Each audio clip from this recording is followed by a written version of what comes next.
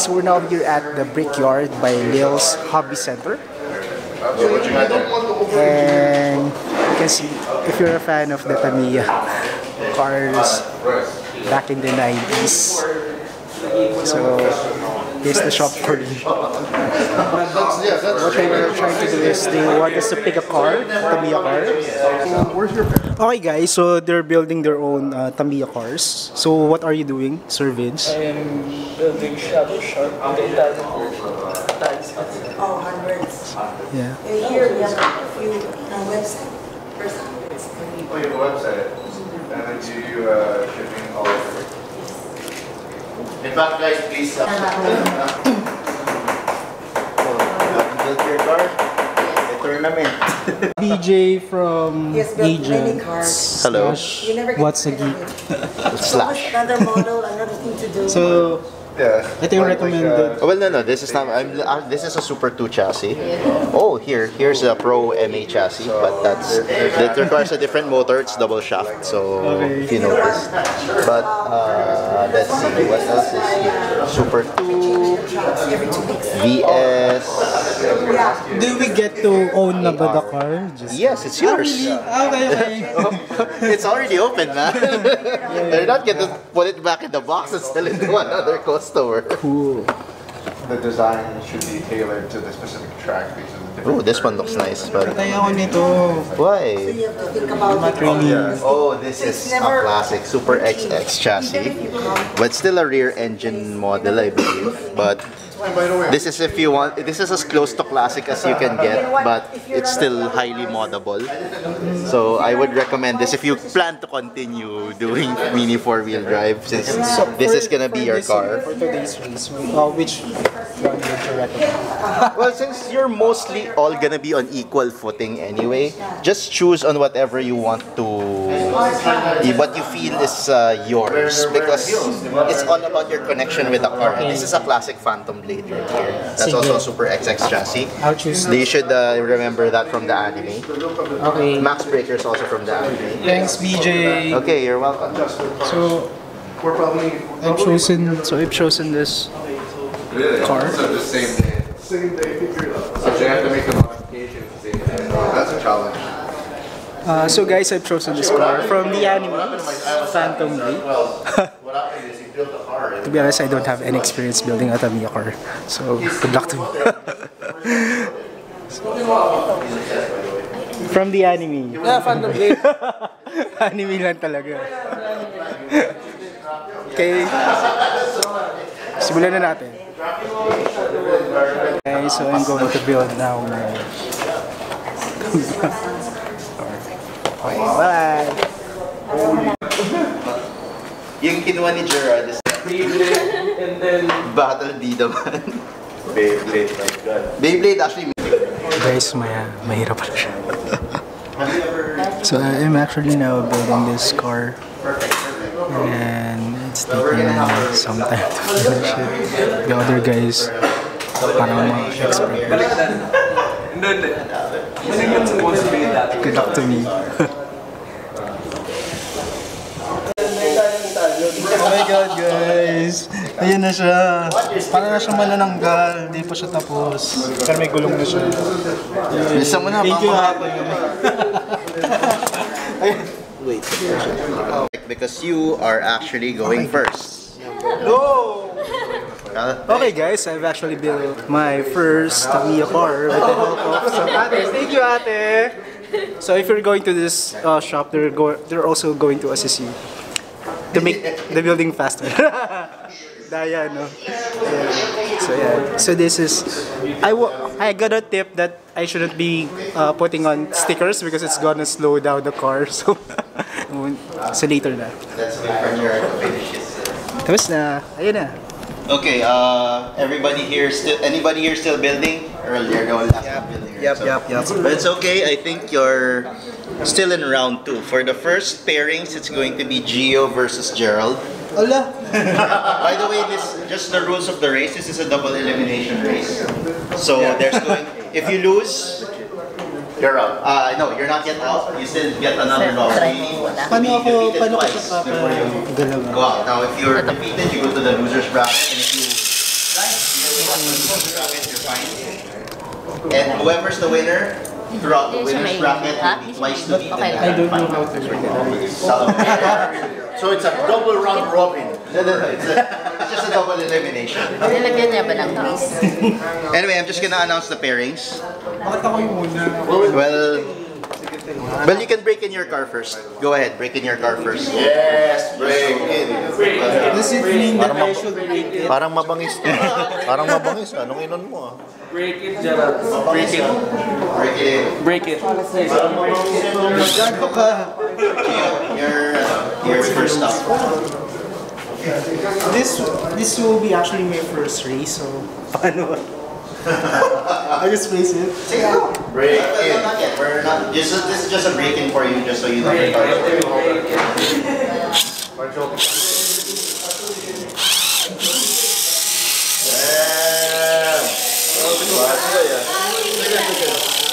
This way.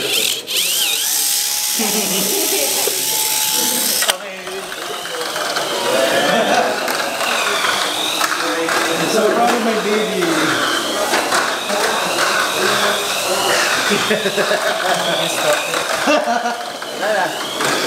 Just let it run until it goes back to your lane. This is the second lap.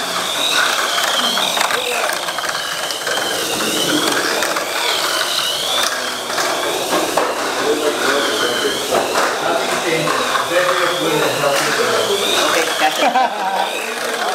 Ay, sorry. Yeah, this lane. That's gonna go there.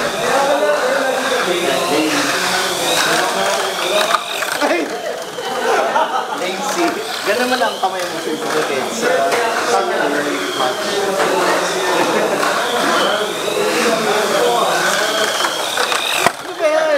Why did you hesitate at the last minute? I'll just catch it here at least.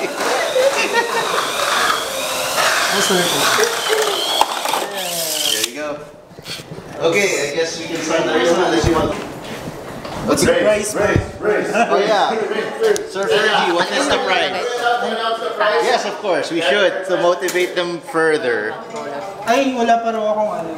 Wala pang rollers? Okay, sige. Who else is ready? Thank you, ma'am. Because Bryce can actually start the race if Gio is Gio and Miss Kat. Dapat dito. Yeah. Drop it. Start your dental equipment. And when I say, and on my mark, get set, go. Ay, ano yun pala.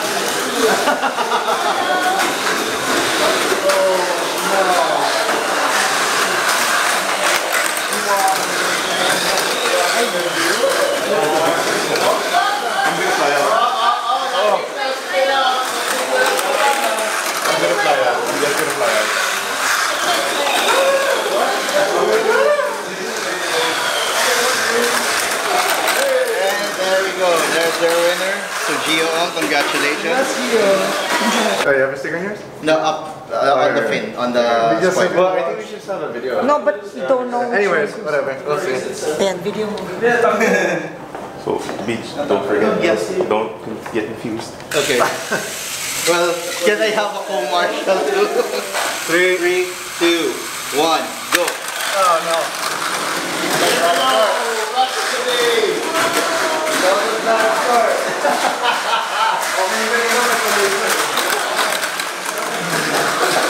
Oh, I'm getting left behind the dog. Who's doing? What's you doing? Huh? This is the last lap.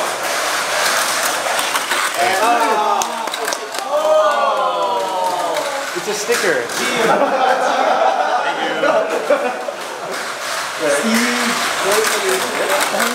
Walang disadvantage yung sticker, bro. Break muna tayo, snacks are there, drinks, whatever. We're gonna continue with the brackets. And your car jumped me. I jumped. But it was fine. Standard. Mahal ko sa likod. Okay.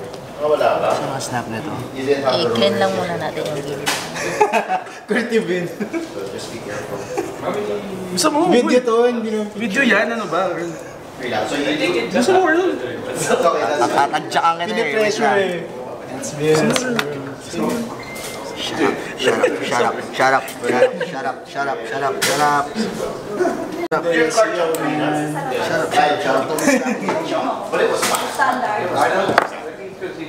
Mahali ko sa likod. Sa mga snap nito. I-clean lang muna natin yung gilid. Creative bin.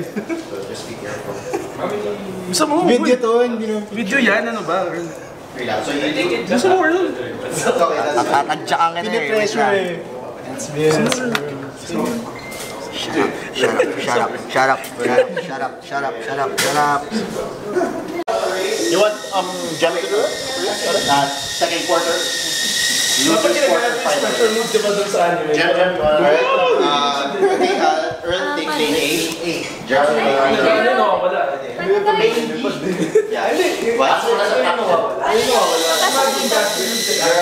Jerald, wait. How do you work? Or is it recording? Okay, sige. Point and... Alright, sige. Start your engines. Sige na. 3, 2, 1, go!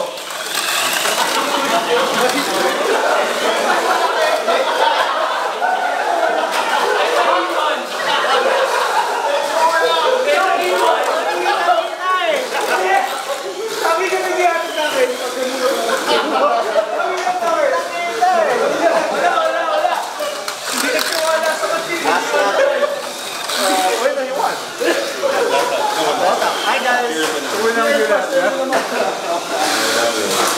And there you go. Congratulations, Earl.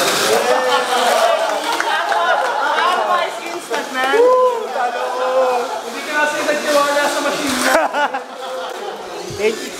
And where's mine? Unfortunately, you have been eliminated.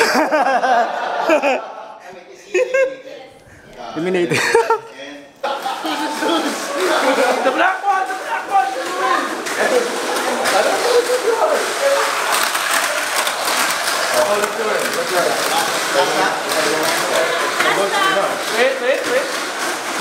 Wait. Gio! Mr. Gio. Gio pala talaga na. Thank you. The black rose. What's the price? Okay. Tapos na? Gio won, yeah. Gio needed to be beaten twice. And what's up? So he just, powered through until the winner's final, grand final. And we have him here. Come here, Gio. The black car Graduation. If his didn't spin out, I now give the floor to Mr. Ferdy Khan. Thank you. Speech. So I'm not so sure if you guys had fun. Are you guys? Okay, so thank you very much for coming. And again, there's not much to say. Just I guess spread the word. I mean, it's a really interesting experience. You saw how it was. Yes. Yeah. And it would be nice to actually let others so that they don't feel left out. I mean, you don't leave out others. But to the champion, congratulations.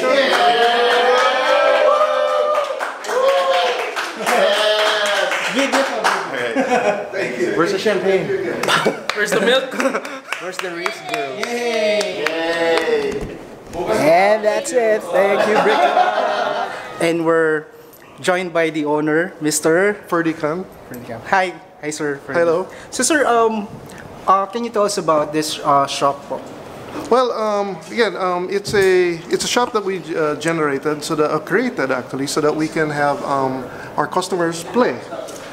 They can build their car, they can play, they can buy spare parts, they can upgrade it, and essentially just hang out. Sir, good. I remember that during the height of the popularity of this Tamiya cars for WD, how is it now? Did the popularity wane po ba or? Well, you know, the number of tracks probably in the Philippines reduced. The popularity has actually always been there. I mean, Lils has existed for 50 years, and this is a big part of our sales. So it's always existed. It's just been, I guess, more specialized. And what we're trying to do right now is essentially bring it back out to the people who have not experienced it before. Yes, the millennials. Essentially, yes. You know, they haven't seen it. You know, again, the heyday was early 2000s when there was those anime. But ever since then, actually, it's about bringing it back out so that they can see what they've missed, what they've been missing. Sir, also, what are the products or services that your shop offers? Well, here, the Brickyard itself offers essentially mini four-wheel drives.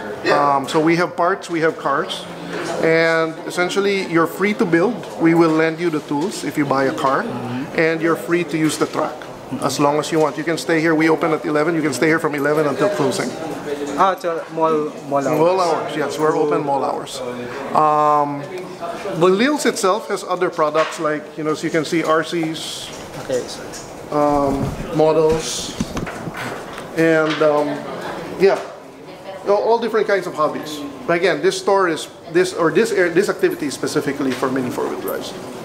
Sir, is this just going to be a retail shop, or will you be hosting some tournaments here? Yes, so good question. Actually, it's first of all, it wasn't our intention to actually have continuous or let's say regular races. Primarily because we wanted it to be open for everybody to join. Races can be a little intimidating sometimes, right? But definitely, we're working with some scheduling with Ayala to have essentially a Brickyard race in the first, maybe, let's say, early December. Yes. And we intend to either host it in this store, in this activity center, or essentially in the activity center outside. So what else is in store for the Lils Hobby Center this year? Or Brickyard. Yeah. So this is the first, right? And we intend to actually start, I guess, how do you say that, going to different areas, right? Hopefully setting up little brickyards all over, in several areas or malls.